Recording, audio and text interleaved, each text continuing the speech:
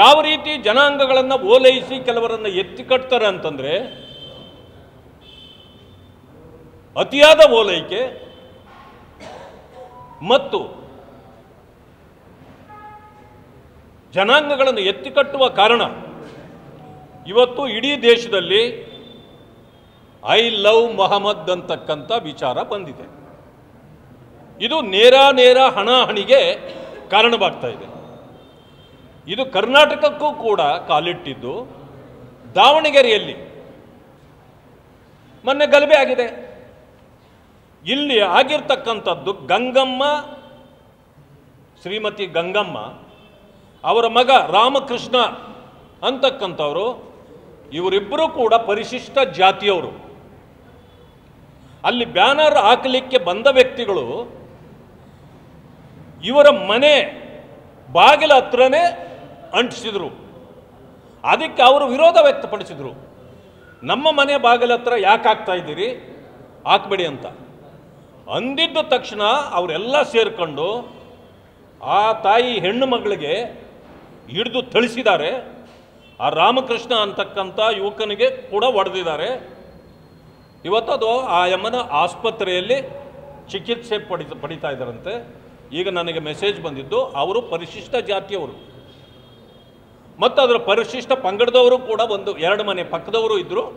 ಈ ಎಲ್ಲ ಮನೆಗಳನ್ನು ಜಖಂಗೊಳಿಸಿದ್ದಾರೆ, ಕಲ್ಲು ತೂರಾಟ ಮಾಡಿದ್ದಾರೆ. ಅಂದರೆ ಪರಿಶಿಷ್ಟ ಜಾತಿಗಳ ಮೇಲೆ ಇವತ್ತು ಯುದ್ಧ ಸಾರುವ ಕೆಲಸಗಳನ್ನು ಕೂಡ ಇವತ್ತು ನಡೀತಾ ಇದೆ. ಇದೊಂದು ರೀತಿಯ ಆಪಾದನೆಯನ್ನು ನಾನು ಮಾಡಲಿಕ್ಕೆ ಬಯಸ್ತೇನೆ. ಈ ಸರ್ಕಾರ ಈಗೇನು ಮಾಡಿದೆ, ನಮ್ಮ ಮೇಲೆ ಈ ರೀತಿ ಹೊಡೆದಿದ್ದಾರೆ, ನಮಗೆ ತೊಂದರೆ ಕೊಟ್ಟಿದ್ದಾರೆ ಅಂತೇಳಿ ಆ ಹೆಣ್ಣುಮಗಳು ಗಂಗಮ್ಮ ಮತ್ತು ಮಗ ರಾಮಕೃಷ್ಣ ಹೋಗಿ ಪೊಲೀಸ್ನವ್ರಿಗೆ ಕಂಪ್ಲೇಂಟ್ ಕೊಟ್ಟರೆ, ಪೊಲೀಸ್ನವರು ಅವ್ರ ಮೇಲೇ FIR ಹಾಕಿ ಅವ್ರನ್ನೇ ಅರೆಸ್ಟ್ ಮಾಡಿದ್ದಾರೆ. ಏನು ಸರ್ಕಾರ ಏನು ಬದುಕಿದೆಯಾ ಇದು? ಯಾರ ಮೇಲೆ ನೀವು ಕೇಸ್ ಹಾಕಬೇಕು, ಅದನ್ನು ಬಿಟ್ಟು ಯಾರು ಒದೆ ತಿಂತಾರೆ, ಯಾರು ಕಲ್ಲೊಡಿಸ್ಕೊಳ್ತಾರೆ ಅವ್ರ ಮೇಲೆ FIR ಹಾಕ್ತೀರಿ. ಇದನ್ನು ತೀಕ್ಷ್ಣವಾಗಿ ಮಾನ್ಯ ಗೃಹ ಸಚಿವರು ಇದನ್ನು ಸೂಕ್ಷ್ಮವಾಗಿ ಗಮನಿಸಬೇಕು ಮತ್ತು ಅವರಿಗೆ ನ್ಯಾಯ ಕೊಡಿಸ್ತಕ್ಕಂಥ ಕೆಲಸವನ್ನು ಮಾಡಬೇಕು. ಇಡೀ ದೇಶದಲ್ಲಿ ಈ ಐ ಲವ್ ಮೊಹಮ್ಮದ್ ಅಂತಕ್ಕಂಥದ್ದು ನೋಡಿ, ಮೊಹಮ್ಮದನ್ನು ಎಲ್ಲರೂ ನಾವು ಗೌರವಿಸೋಣ, ಲವ್ ಮಾಡೋಣ. ಬೇಡ ಅಂದವ್ರು ಯಾರು ನಮಗೂ ಲವ್ ಏನು ಬರಲ್ಲ ಅಂದ್ಕೊಂಡಿದ್ದೀರೇನ? ನಮಗೂ ಬರ್ತದೆ.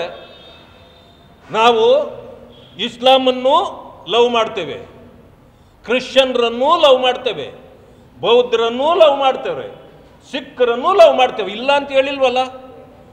ಆದರೆ ಇದ್ಯಾವ ಥರ ವಿಶೇಷ ಇದು?